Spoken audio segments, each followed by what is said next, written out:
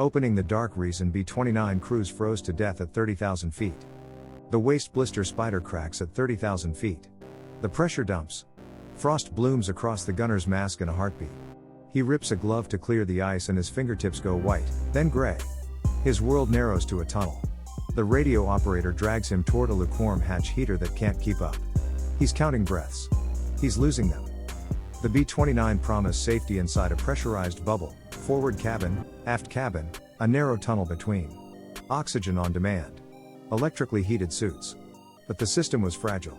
When it failed, cold and thin air attacked faster than flak. 2 crews' accounts will show why. The promise versus the altitude, a fragile bubble. The leap was real. The B-29 sealed its people inside 2 pressure vessels, the cockpit and nose up front, the gunnery cabin aft, connected by a crawl tube over the bomb bays.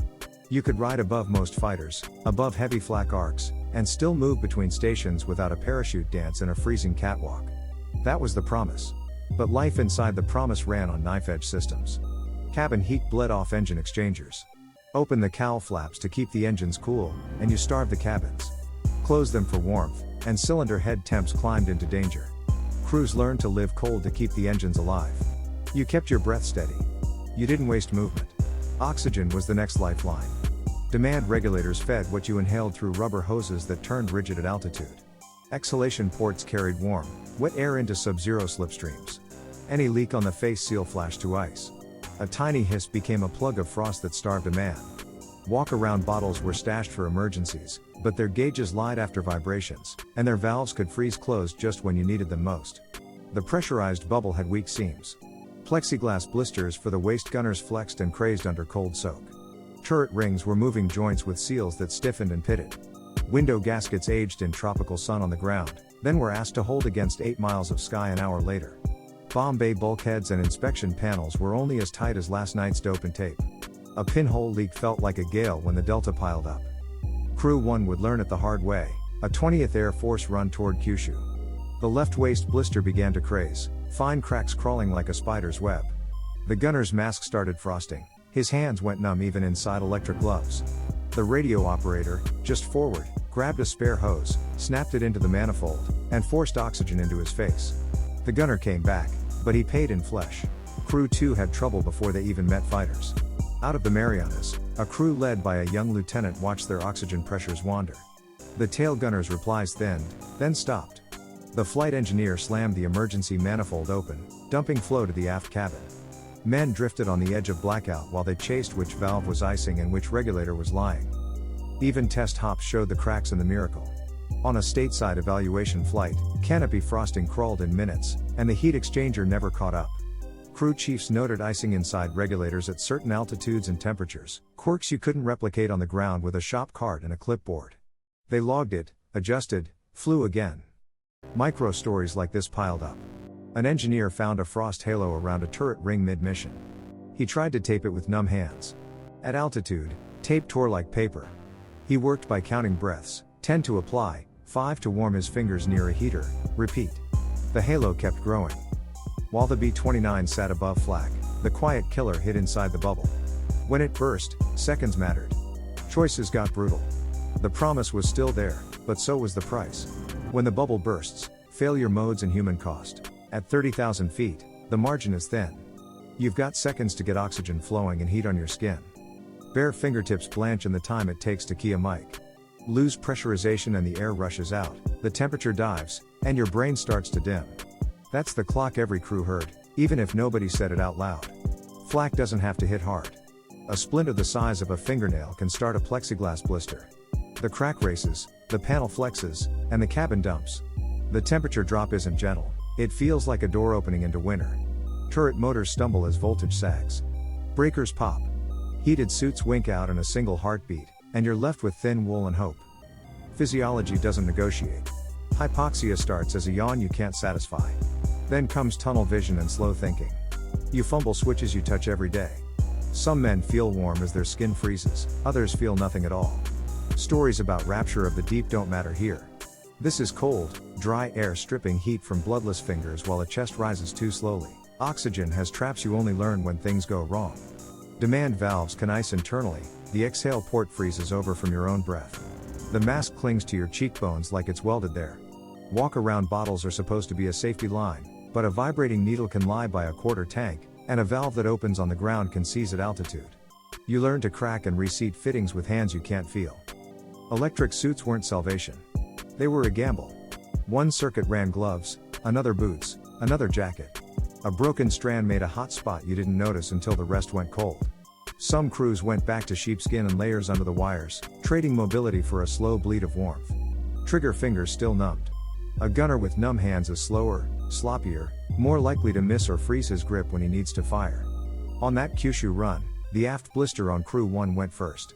Hairline to web in a minute. The waist gunner's mask started frosting at the port, and his breath sounded like gravel on the interphone. He tried to scrape the ice with a glove, tore the material, and the cold bit into bare skin. The radio operator unstrapped, clipped a spare hose to the manifold, and shoved it under the gunner's chin. Oxygen hit.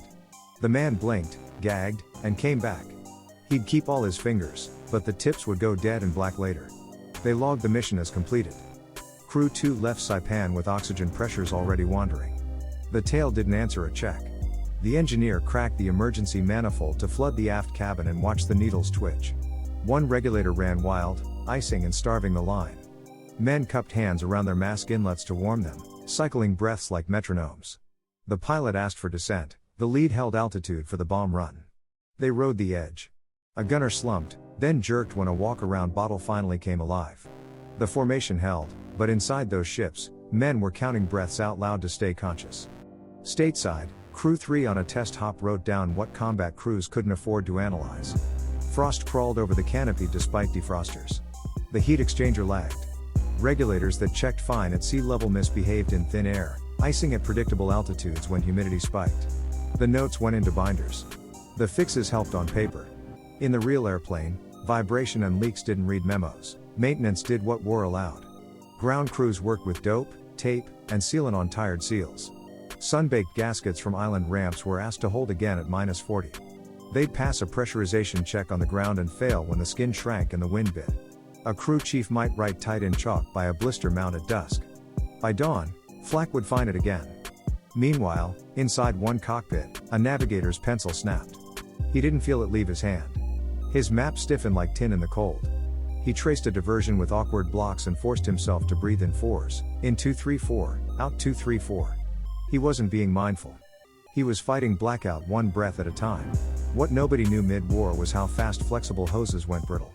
Vibration opened micro leaks that were invisible at sea level and merciless at altitude. Regulators came from different lots with different quirks. What worked on one ship misbehaved on another.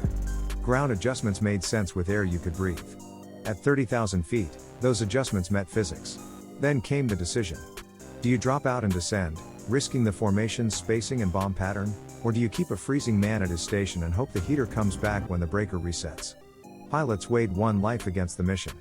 Some peeled away. Others held. No enemy in sight, but the airplane still demanded a price. Parallel fights raged in the same airframe. Up front, pilots danced cowl flaps and watched cylinder head temps creep. They turned prop to ice on and off, trying not to arc a circuit. Aft, gunners breathed steam into mask inlets to thaw a valve for 1 or 2 breaths. 2 wars, 1 airplane. Crews learned tricks. Wrap a scarf around the mask to capture warmth. Swap masks between men when one freezes solid. Cycle oxygen off for a second to let ice crack, then back on before the blackout.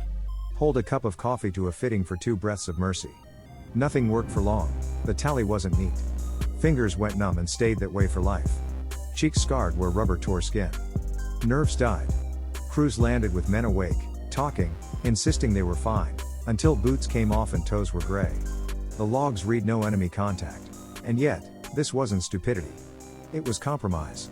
The superfortress could reach the jet stream, but its systems were built to await a schedule, and a war. One design choice amplified the cold into catastrophe when the bubble cracked. The machine did what it was built to do. The sky did the rest. The design trap, why the system failed under failure. To understand why the cold won, you need the blueprint. The B-29 was really 3 spaces: forward cabin, aft cabin, and a skinny tunnel bridging bomb bays that stayed unpressurized. Air bled from compressors into those 2 bubbles. Any breach, window, blister, turret ring, gave the entire system a shortcut to the outside. Pressure equalized fast. Warmth bled even faster. Heating had limits baked in. Cabin heat came off engine heat exchangers tuned for efficiency and fuel economy. Open cowl flaps to save engines and you cut the heat source. Close them to warm people and cylinder head temperatures climbed toward redline. That trade lived in every throttle movement. At altitude, there was never extra heat. Only less. Electrical loads stacked up the moment combat started.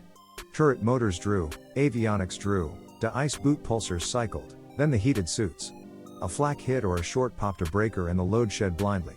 The first thing to go was comfort. Heaters went dark. Gloves cooled to the metal of the triggers. Every reset risked another arc. The blisters were beautiful and deadly. Plexiglass offered view and firearms, but it bled heat through a huge surface area and hated shock. Cold soaked panels flexed with every slipstream burble. A flak splinter or even a thermal crack sent crazing through a panel that defrosters couldn't stop. Those defrosters worked in labs. In the jet stream, they were outmatched. Oxygen regulators came from wartime assembly lines, not clean rooms. Tolerances varied. Some models iced at specific combinations of altitude and humidity.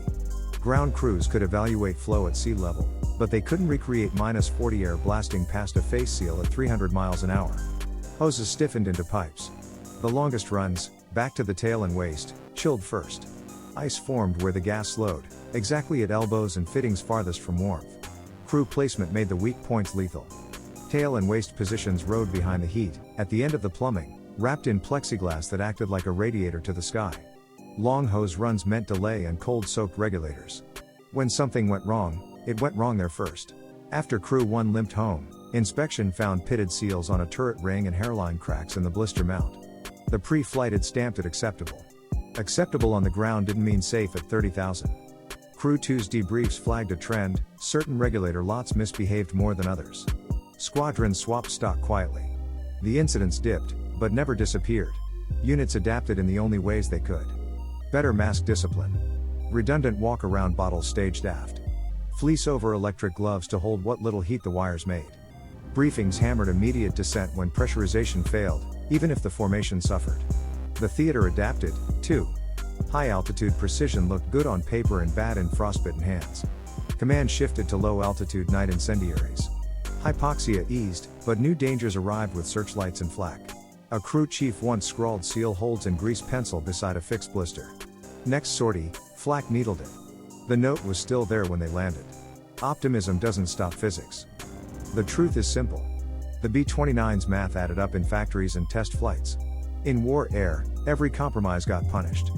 Conclusion, resolution and broader meaning. The Superfortress promised safety, but its fragile bubble charged a high price in numb fingers, gray toes, and men who never woke after the mask iced over. If you want the survivor voices behind these mission logs, subscribe, and watch the companion episode on the shift to low-altitude firebombing, when crews traded hypoxia for fire and flak, and the sky dealt a different kind of pain.